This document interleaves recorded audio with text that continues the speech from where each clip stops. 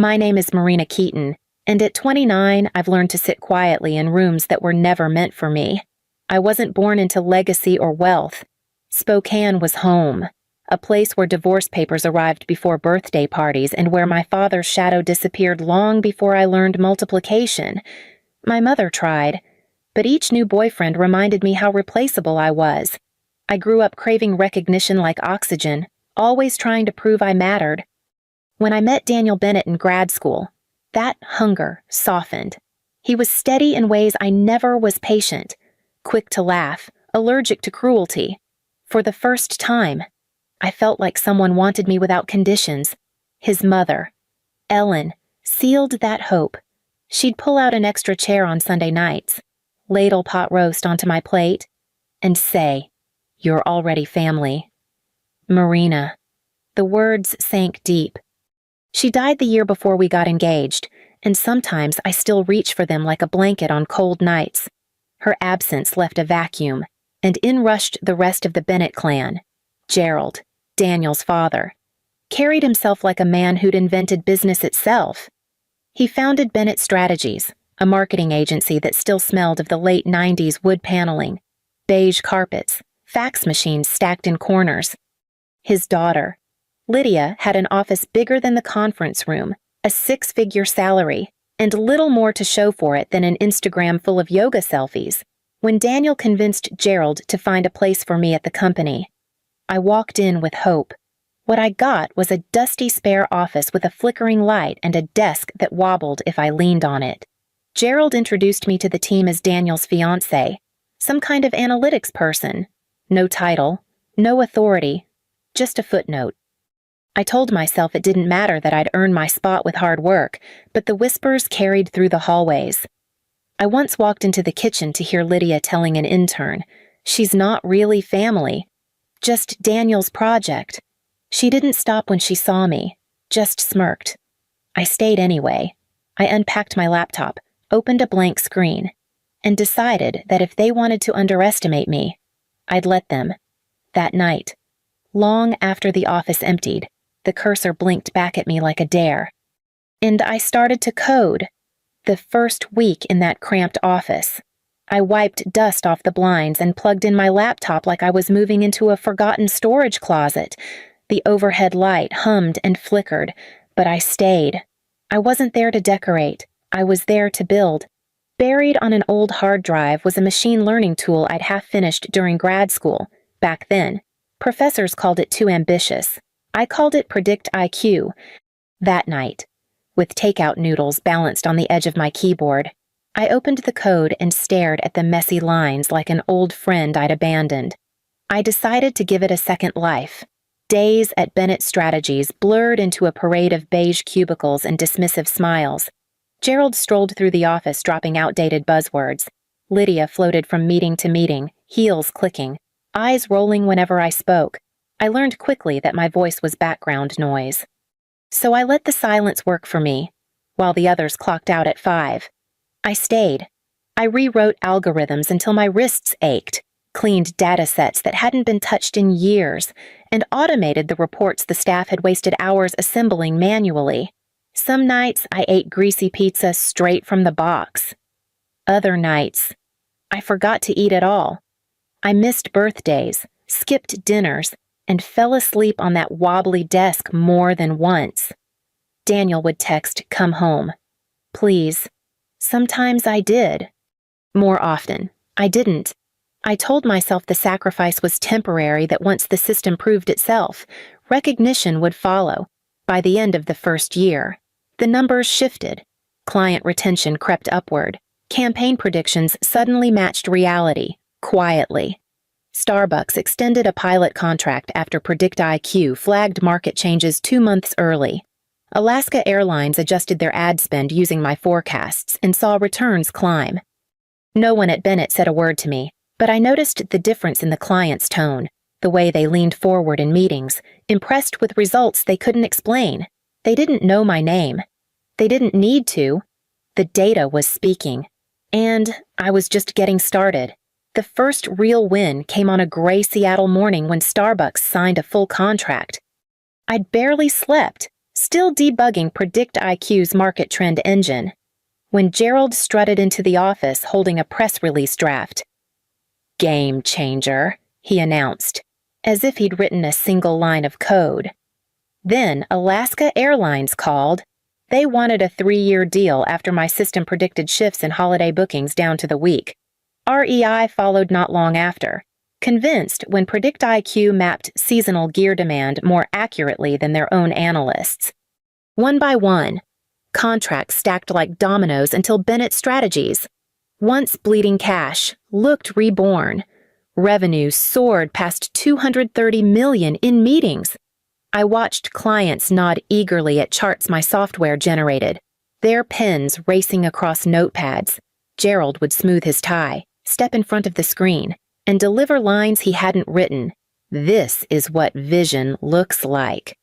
Lydia sat beside him, smiling like she'd orchestrated the whole turnaround. When the ink dried on REI's contract, Gerald bought her a new Range Rover. The same week. Someone dropped a Bennett Strategies mug on my desk, logo chipped at the rim.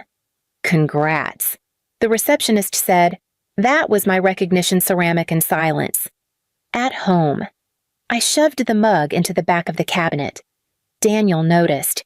He slid his arms around me while I chopped vegetables, whispering, "They're just old-fashioned. Marina, they don't see it yet." But I do. I wanted to believe him.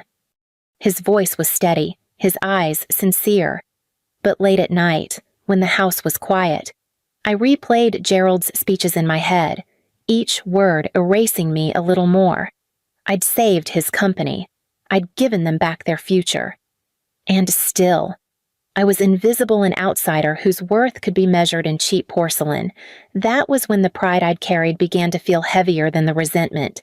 6 years after Daniel first walked me home from campus, we finally set a date. We didn't want chandeliers or ballrooms, just something close to the water, where the city lights could spill across the lake like lanterns.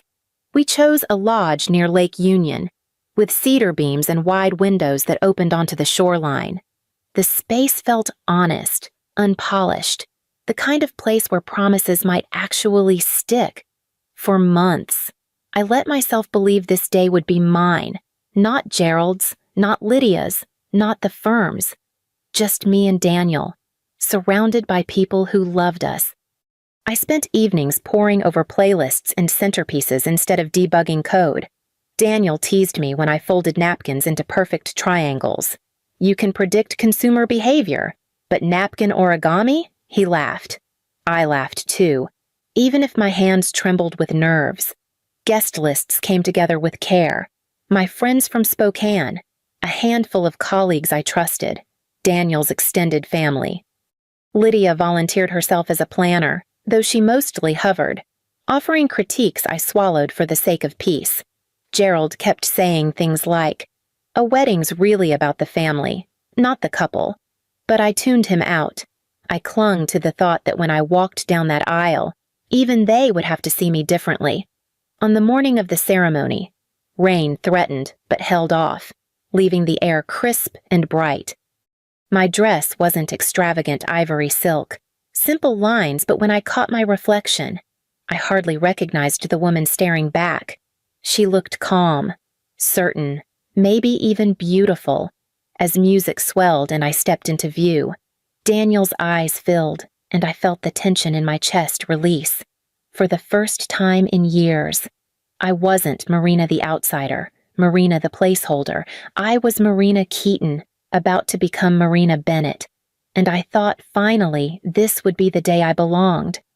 I held his hands beneath the arch of cedar and light, convinced nothing could take this away. The reception was warm, the kind of evening I wanted etched into memory. Candles flickered against glass, music hummed low, and laughter floated through the room like something fragile. Daniel's college roommate told stories that made everyone roar.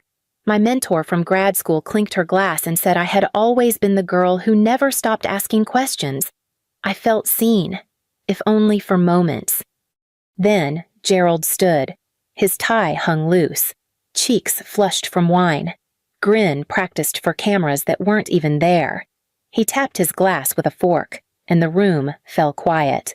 I reached for Daniel's hand under the table, steadying myself for words I thought might surprise me with kindness. "Tonight isn't only special for my son and his new bride," Gerald began, sweeping the room with a look that excluded me even as it named me. "It's a milestone for our company as well.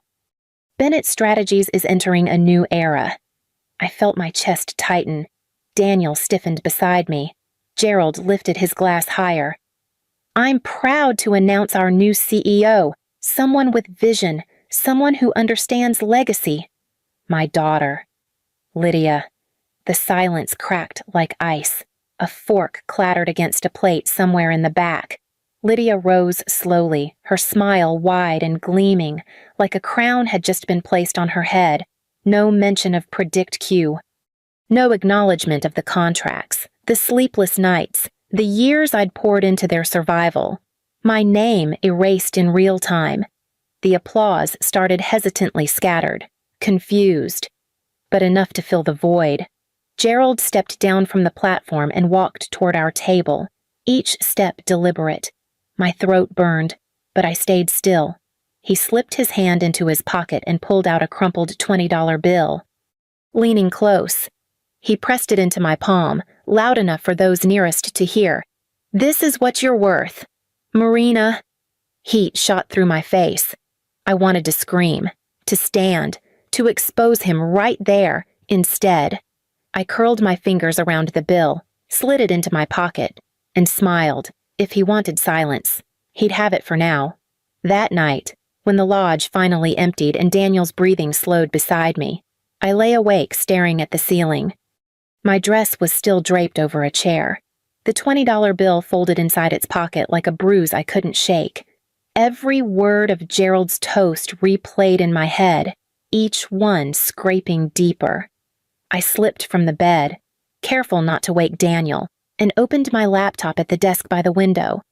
The glow lit up my trembling hands. I pulled up the folder I had buried months ago, contracts, licenses, clauses no one at Bennett Strategies had bothered to read. Keaton Analytics, LLC. That was my name on the documents, not theirs. Predict IQ was never company property. It was mine, licensed under my terms. Each agreement carried a key person clause if I left the executive team. Clients had the right to exit without penalty. Every line notarized, time-stamped, airtight. Gerald had signed them, distracted, probably thinking it was boilerplate. I scrolled, highlighting sections that spelled out exactly how fragile his empire really was. The power sat not in his boardroom or his name, but in these quiet paragraphs drafted while he was too busy playing mogul on the golf course. Behind me. Sheets rustled. Marina Daniels' voice was heavy with sleep. He sat up, hair tousled, confusion softening his features. "It's late. What are you doing?" I kept my eyes on the screen. Highlighter tool sweeping across a clause that revoked Predict IQ's license if leadership changed without my consent. My pulse steadied as the yellow lines glowed back at me. "Are you okay?" he asked again. Gentler this time. I didn't answer. I couldn't, not yet. Words would shatter the calm I was holding onto like glass. Instead, I clicked through each document, highlighting, bookmarking, setting reminders. Daniel watched for a moment longer, then lay back down. His breathing returned to its slow rhythm. But mine only sharpened by the time the sky began to pale over Lake Union. I had everything I needed. The humiliation of the night before had hardened into something else control, quiet and absolute. By dawn on Monday, the notices were already out. Each client received the same concise email their contracts with Bennett Strategies were tied to my role on the executive team. With my removal, they were free to terminate immediately. Starbucks replied within an hour. REI followed. I copied every response into a folder labeled Exit Confirmations. At 9 sharp, I walked into the Bennett boardroom. Gerald sat at the head of the table, tapping a pen against his legal pad as if bored. Lydia slouched beside him, hair knotted in a bun that looked slept in. Across from them was Margaret Ruiz, The CFO, eyes wide, posture rigid. She'd read the notices. I placed my laptop on the table and plugged into the projector. The screen flickered to life, filling the wall with company letterhead and signatures. Starbucks terminated. REI terminated. Others pending. What is this? Lydia's voice cracked as she leaned forward. Contracts being honored, I said evenly. Exactly as written. Gerald gave a short laugh, waving his pen. You think this makes you powerful? It makes you reckless. I clicked to the next document, the PredictIQ license agreement. My name sat bold at the top. Keaton Analytics.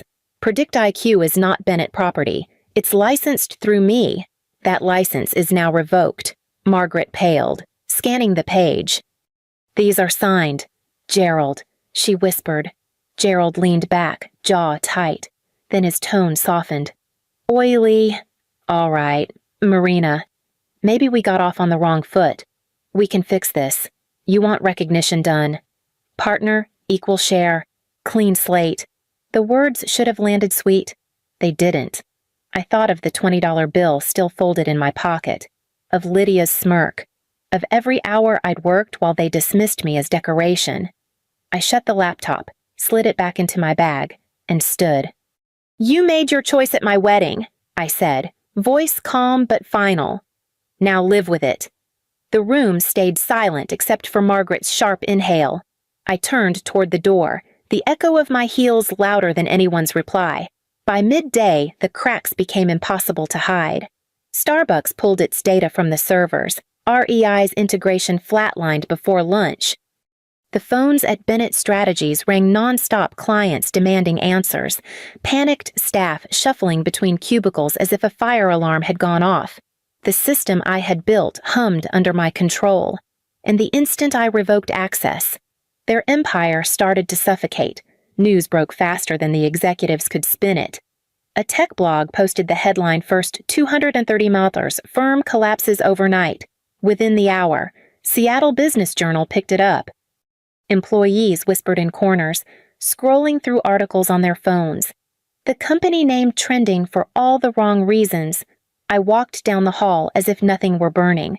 Lydia stormed out of her office, face blotched red, hair coming loose from its knot. You can't do this, she shrieked, her voice bouncing off glass walls. You don't get to destroy us. I didn't stop. See if yelling brings them back, I said quietly, passing her. She froze, words choking in her throat.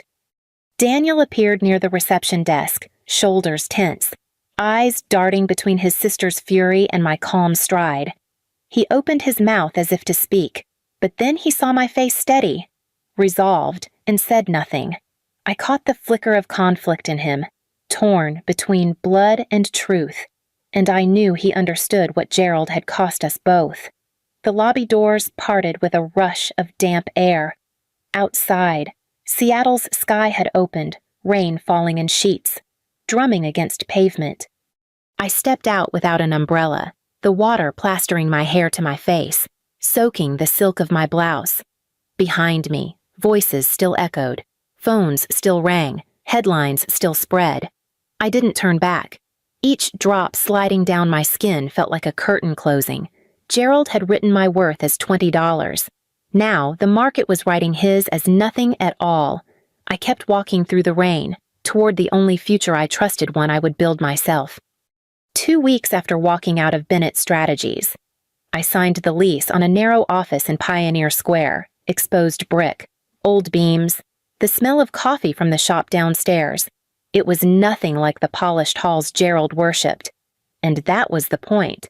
I wanted a place with no ghosts, just space to build. By the second morning, 3 of my former colleagues showed up, resumes in hand, eyes still raw from the collapse. If you're starting something new, we're in.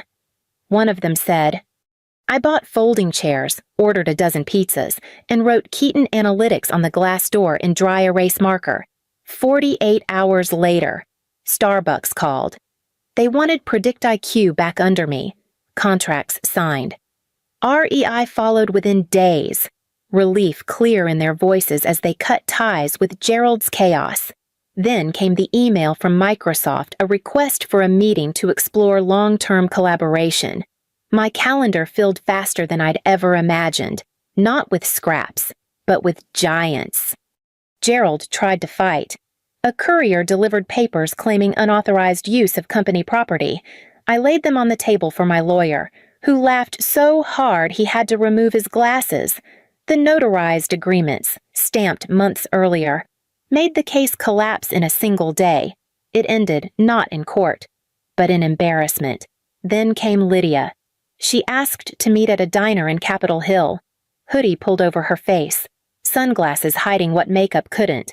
She looked smaller than I'd ever seen her. "We messed up," she said, voice brittle. "You could fix this. You still have the clients, the tech, the team." Dad would step aside.